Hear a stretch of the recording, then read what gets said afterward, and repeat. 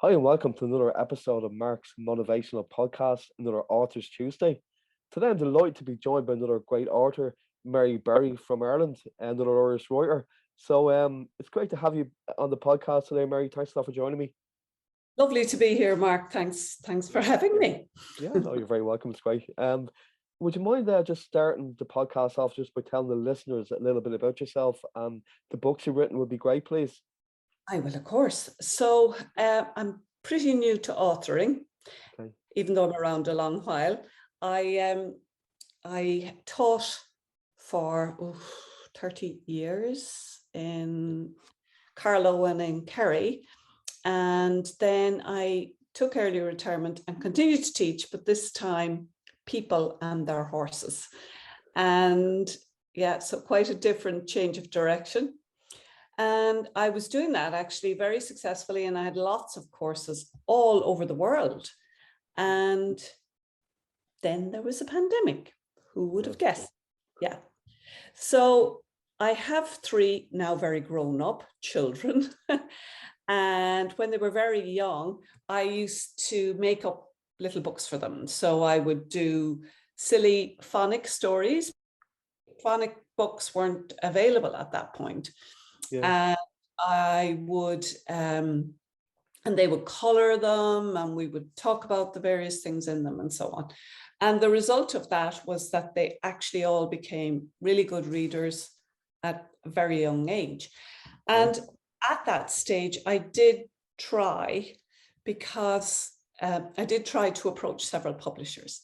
And in fact, I sent off books I had done to multiple publishers, but back they kind of came one after another, rejections. And the option for self-publishing just wasn't available in those days. And so when the pandemic hit, I thought, okay, this is an opportunity. I'm going to make the most of it. I'm going to finally write and publish those books. So yeah, that's what I did. And I went on a hunt for an illustrator, because it's a children's picture book. And so my son, who was at the time out of work because he is a singer, said he had a friend who was very artistic, and the friend showed me some of the stuff that he did, and I thought it was just lovely. So I went with that, and we ended up producing the book between us. Yeah, so his name was Emmanuel Alba, and our first book that we did together is called What's an Ugg? Very good. Brilliant, yeah. So the book is just very simple, and the idea is that it looks at the Ugg sound. Is this all backwards? No, that's fine. No, I can see it. No, that's perfect. Yeah. Yeah, perfect. Yeah. So the idea is that we look at words that contain the Ugg sound. And so, what we have, the two main characters, we have Professor Owl and Baby Owl. And Baby Owl asks the questions, and the professor takes them then really basically on a journey of words. You'll find there's an Ugg in every dog, and it comes in green in the shape of a frog. And then as we go through the sort of story bit, it ends up actually kind of creating this Ugg creature who has all the components of Ugg words. So he looks a bit like a log, green like a frog, and so on. So it's a lot of fun for kids. Brilliant, yeah. We decided that a good addition to it, because some kids, love to do their own thing. We decided that a really good addition to it might actually to produce a coloring book version. What a great idea. Words are the same, but the kids get to do their own, artistic interpretation of the colors. Brilliant. So yes. That is So, brilliant, Mary. Yeah, absolutely brilliant. I must get one of them. And where can you buy them? Are they available on in the bookstores or so on? there are some bookstores that do stock them, but unfortunately at the moment they're in the UK. I Okay, don't have stockists in Ireland at the moment. okay, And I do have some in stock myself, but sadly, since Brexit, because I am at the moment living in the UK, okay. the price of posting anything Oh is just no. horrendous. It's Yeah. absolutely.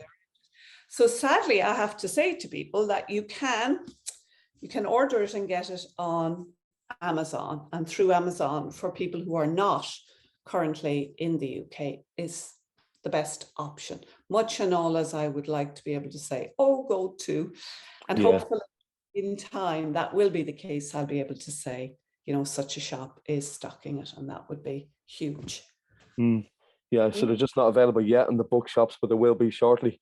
Well, Great I'm stuff. hoping that they Yeah. will very shortly. Yeah. Yeah. So the second book that's on its way and should be coming out in September is called What's an Ale?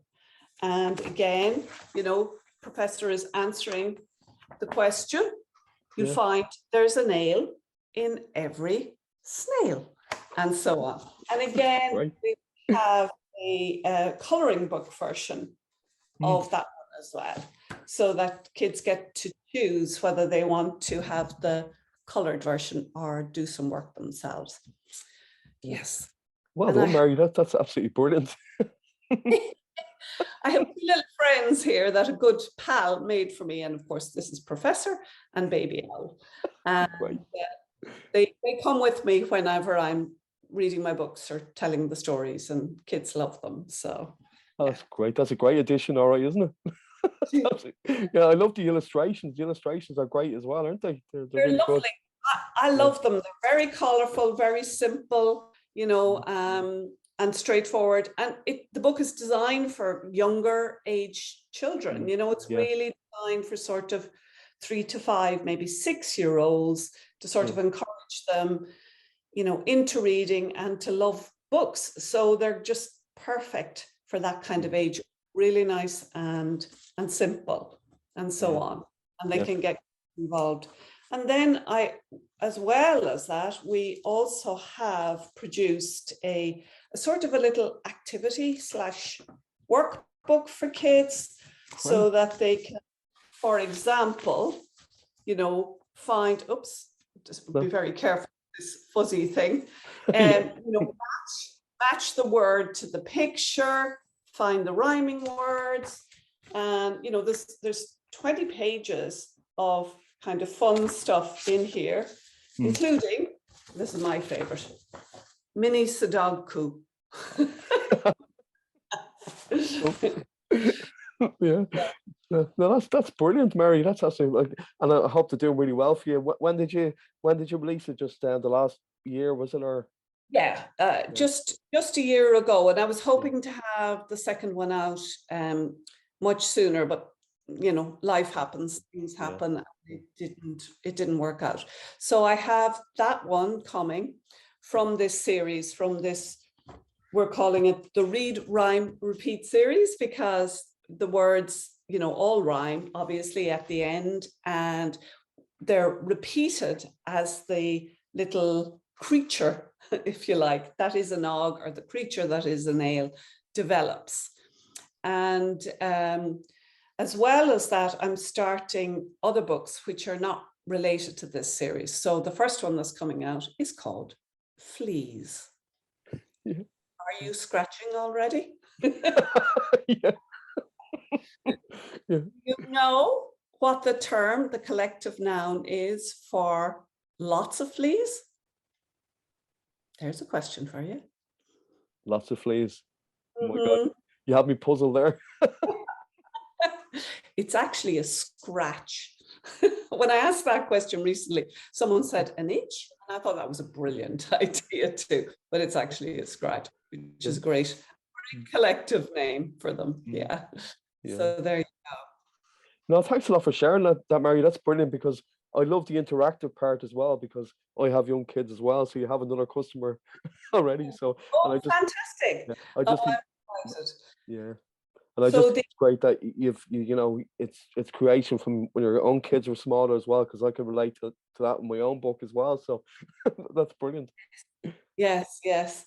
So the little activity book is downloadable from my website, Oh, and great. people can come along and just download that. And actually, it's available free at the moment. Excellent.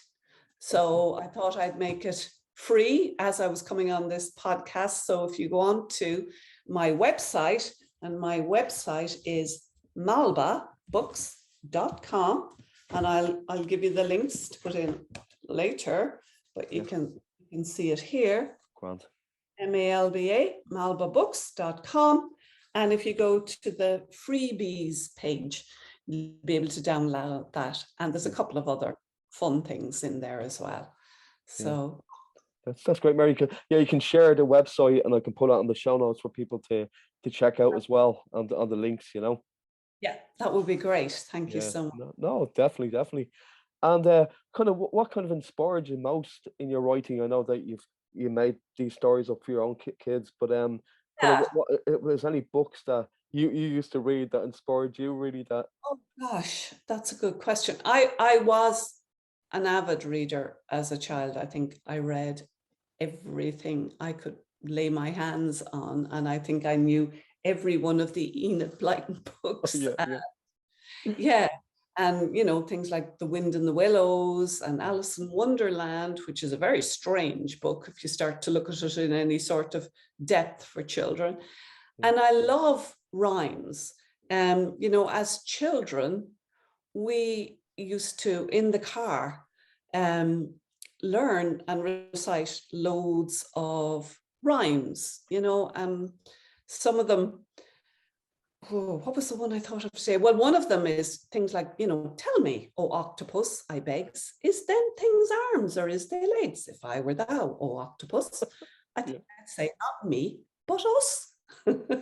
yeah, So I was brought up with those, and between my reading and all those sorts of nonsense rhymes, mm, um, I think I just developed a real interest in doing something of my own that would combine books and silly rhyming nonsense. yeah. Great stuff. Yeah, yeah. No, that's brilliant. And can I ask you as well, like, how was the pandemic with your writing? Did you find a bit of an obstacle yourself with your writing? To be honest, the writing the books bit is easy. Mm, That's not hard at all. yeah. It's all the rest. Hmm. Yeah. It's a huge learning curve. And I sometimes wonder, had I known what I was getting into, whether I would have gone ahead or not. Sometimes you're better off not to know, aren't you? Yeah. Because the whole self-publishing world Mm, um, requires the author to learn an awful lot of stuff, mm, format it, how to, and you need different formats, whether you're putting it on, a site like Amazon, to where you're putting it on a printer, to where you're putting it up as a PDF or an ebook. All yeah. of these are different. Yeah. And of course, if nobody knows about your book, nobody's going to buy it. So now you Yeah. have to learn about marketing and setting up a website. Mhm. And I'm trying to start doing a more regular blog, but I have to say for the moment now I'm focusing on getting out Mm, these next two books. And then on top of that, a good friend asked me if I would help her publish her book. She had it published before with a sort of very small private publishing group, and it did really well. It's not a book for children, it's a book for moms. okay. So for mothers everywhere, it's a book that really has short rhymes, short poems that kind of describe what mothers go through with very young babies. And it was written by this lovely lady, Sarah Davis. And she, as she says herself, most of her thoughts happened at kind of 4 a.m. after those feeds and Yeah. nappies, and when you get 10 minutes peace as a mother. So that's kind of a new venture for me as well. Very And good. I'm very excited to be doing that too. So that book is coming out in October, and it's called Baby Days, DZE, as any new mother will tell you. Yeah. The first few months are just a total days. Yeah. With hardly any sleep. I know. I Yeah. remember it so well. I'm being very jealous of mothers who said, "Oh, they slept for 6 hours last night." Oh, no. Yeah. With the matchsticks. Yeah. But do you? Yeah. No, that sounds great. The best of luck with that, Mary. And do you have like a strategy you use when you're writing as well? Like, do you have the kind of certain amount of words when you're writing your book, certain amount of words a day? I know there's not many words in it because it's a children's book, but is even that, have you kind of a strategy as such? So what I'm very much inclined to do, because I still work with horses. That's kind of, if you like, my day job. And one of the things that involves doing is picking up a lot of horse manure. And believe it or not, if you're there doing something that's completely mindless like that, it's a really good time for ideas. So I find that very often that's when my best ideas come into my head. And that's actually when I listen to podcasts too. So that's how I found you. And I find that I then get out my phone really quickly, make notes. I'm very slow at that, so it tends to be voice notes, and then go back and I sit down and I kind of write it out. And then when I've done maybe 1 or 2 written on a notebook with pen type of things, versions, I go to the computer and I put it in. And then, although they're short, to make sure that the rhyme is right, to make sure that the whole rhythm reads well, that the meter is correct, that all takes time. And so I take the time to go through all of that. And then the sort of next step in the process is to have other people look at it, because you've lived with this in your head or whatever, gotten it down on paper, and you might think it's great, but someone else might come along and say, or that doesn't rhyme, or this line is a little bit too long, there's too many syllables in it, and so on. So it's a kind of editing process that comes in at that point. But it is handy to, as you say, to have somebody like that to kind of have a second look to make sure, because they pick up other stuff that you haven't. Yes, it's essential, isn't it? I really find that. And it's very helpful, because sometimes they come back with, better ideas than you've thought of yourself, which is always great. Yeah, absolutely. Yeah. I mean, it's always great to get more input and help when you're doing these things. Yeah. So definitely. And I suppose, could I ask you as well, because it's a motivational podcast, kind of, what would you say, like, sometimes whatever you're writing, or in the middle of a book or a story, and you kind of hit a metaphorical wall, what kind of gets you motivated to get away from that and get yourself moving again, if that makes sense? Yeah, it makes complete sense, because I have hit that. Not so much in the sort of writing area, but it's the whole sort of, it's the ancillary stuff. It's the sort of self-publishing, the details of that. It's the marketing stuff. You can get to a point and where you become totally overwhelmed. And one of the things I find is, in terms, because I love to learn stuff. I really do. I enjoy it. But at some point, you've got to say, okay, I know enough. Stop looking at this person's opinion and that person's course, and just get on and do it. And I find that if I do too much together, where I am, trying to follow too much advice, then I just get overwhelmed. Mm. And I take a break. I do have to sort of take a complete break, get out in the air, go for a swim this weather, which I really enjoy, and get completely away from it all for a while. Get away, take the break, switch off, and then I'm always sort of, I find then after a little bit of doing that, my brain starts to go, well, you could do this, and you could do the other, and suddenly I'm back in it again, and I find I can just get back in and get on with it, if you like. Yeah. So yeah, look, that's great advice for anybody that's listening, because I think everybody goes through that phase, like, and I just thought that was a lovely point you made earlier on as well, about when you're doing something totally external to writing, the ideas really seem to flow, don't they? they do. I just love that. And often, just if I go for a walk, or as I say, my poo patrol, that can often be where I come up with ideas, because you're just, it's a totally mindless, you're not sitting down with paper in front of you trying to think of something. You've switched off in one sense, and I think you just leave space for ideas to float in. And all of us nowadays, we have such busy lives. We're constantly bombarded by technology and news and Facebook and Instagram and all of this.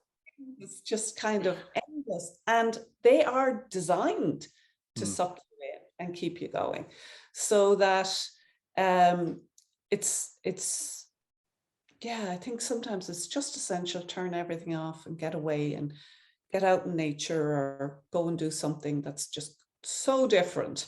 You make a bit of space in your brain again. That's what I feel about it. Yeah. No, that's a great point, Mary. Thanks so much. Yeah, that's brilliant for everybody. And as well as that, like you were saying a bit earlier on as well about kind of when you first put your books out there for publishers, and you got a lot of rejection. That must have been kind of, because I know a lot of people go through that. Like, how did you cope with that yourself? Well, that's a good question. I mean, that was a long time ago, to be honest.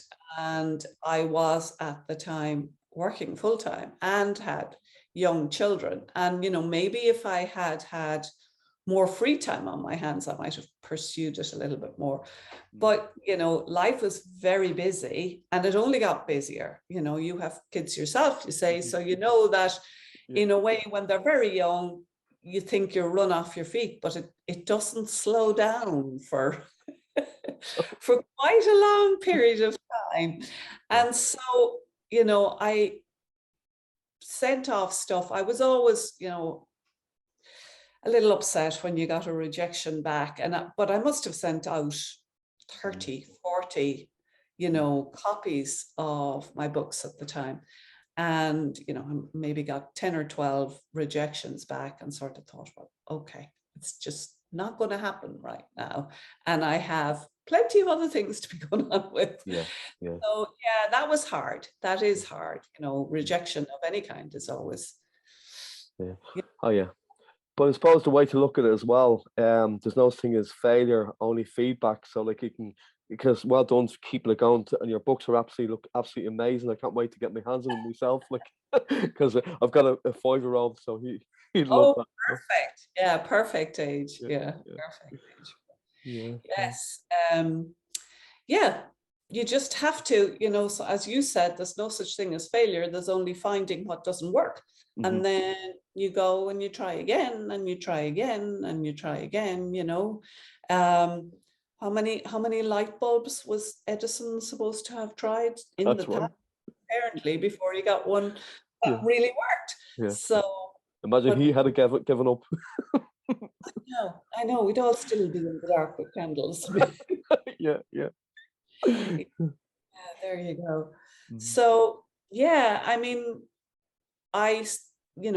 in terms of sort of motivating people, I am a mature person, and you know, I started doing this very late on in life, if you like, after, you know, a long career of doing other things. And so, you know, I would say to people, if there's something you're really passionate about, give it a go. You know, why not? What's it, the colonel that did the Kentucky Fried Chicken? Mhm. He lost his job at 60 and Yeah, decided to cook up a bit of chicken and sell it to the neighbors, and he built. there you go. Yeah. So he was 60s when he got started. So this age is not a barrier anymore. Mhm. It's just about, you know, finding your niche, finding what you love, and a little bit of determination, and probably a lot of learning. Mhm. No, that's a really good point for everybody. Thanks a million, Mary, for this and for coming on and sharing your great work. Yeah. Can I just ask you as well, Mary, if that's okay? What I've started doing myself is listen to a bit of music, not like words in it, but you know, just classical, whoever it is, when I'm writing. Have you ever tried that yourself? Do you know, I haven't, to be honest, but it's Yeah, something I may well try. yeah, yeah. So, yeah, you find that of benefit to you? Yeah, just I've only started the last while, but you feel like you're getting more of a flow with your writing. Like, you know, like you said, you can kind of edit it. The easy part is getting it down there with editing later on. It's the thing. Yeah, yeah, Yeah. yeah. Yes, yeah. And you find you have to go back over things, you know, Mm, repeatedly to really get a good version.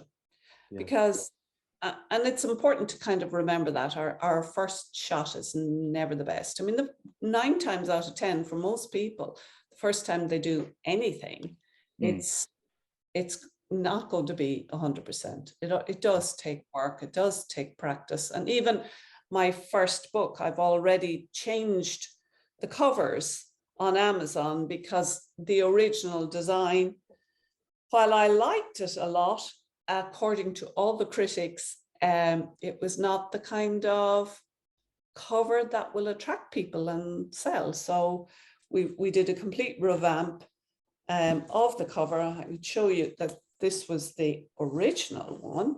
okay. Yeah. Yeah. And that's actually the one I have a printed version of. And this one then became the new version with Okay. the little owl, the same character, just that bit bigger, and our read, rhyme, repeat on the top. And our og is just peeping around so people can Brilliant. get more of a hint as to what the book might be about. So Yeah. yeah, you learn, don't you, on this Yeah. journey Definitely. constantly. Yeah. Yeah. No, look, they're absolutely brilliant. And have you ever considered? Because I love Irish myself. Have you ever considered like, doing an Irish version of it, a Gaelic version of it? I would love to do that. Yeah. However, I would need someone Mm, pretty expert on Irish to help me, because the whole idea is to have them rhyming yeah. and Yeah. actually convert into such a way that makes the rhymes rhyming. You have just gone the most fantastic colors. I'm sorry that's going off the thing. Sorry about that. That's quite all right. It looks very cool. No, just the green screen is after going off there in front of Oh, me. I see. Yeah, Yes, but sure. Sorry about that. that's fine. Yes, technology. Mm, What we do. Yeah. I'll just I'll just get rid of that. Yeah, okay. So we love it and we hate it. Yeah, I know. But listen, Mary, it's been an absolute pleasure having you on the podcast, and I wish you all the success going forward with your books. And Thank make sure you send me your links to your website and to your books as well. I can share them around. I certainly will. I'll do all of that, and I'll Yeah, send the link to the page for the activity book for people on your who are listening to your podcast, so that they yeah, can just go and download that yeah, for free. yeah. Okay. That's brilliant. Thank you. So that was Mary Berry, everybody. Thank you so much for coming on, Mary, and thanks everyone for listening to Authors Tuesday episode of my podcast. So until next time, take good care of yourselves. And once again, thanks a lot, Mary. Thank you. Thank you for having me. Take care. Bye-bye. Thank you. Thanks, bye. Hello, everyone. Mark here. Thank you for watching another episode of my Authors Tuesday podcast. I recently published a book of children's stories called The Adventures of Larry Lamppost and Friends. The book began life as bedtime stories I wrote for my own children. If you would like to purchase my book, follow the link in the description box below. By buying my book, you are also supporting my podcast series for authors, which is giving a voice to writers in Ireland and across the world.